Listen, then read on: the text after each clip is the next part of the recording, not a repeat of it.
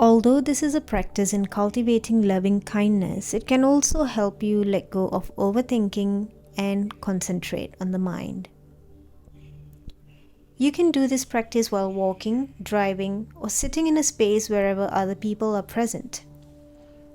This can be a part of your normal routine, or you can set aside special time for it.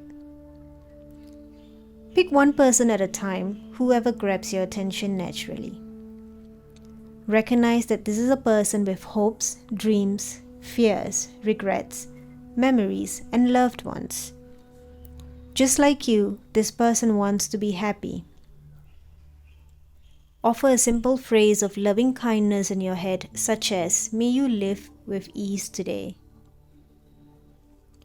Move to the next person you see and repeat. Allow yourself to enjoy the practice of dropping kindness bombs on the other people you see. Continue doing this for several minutes.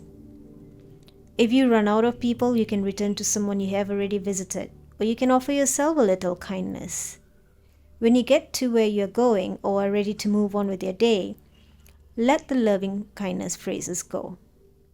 However, don't hesitate to return them at any point as a reminder of your intention to be kind.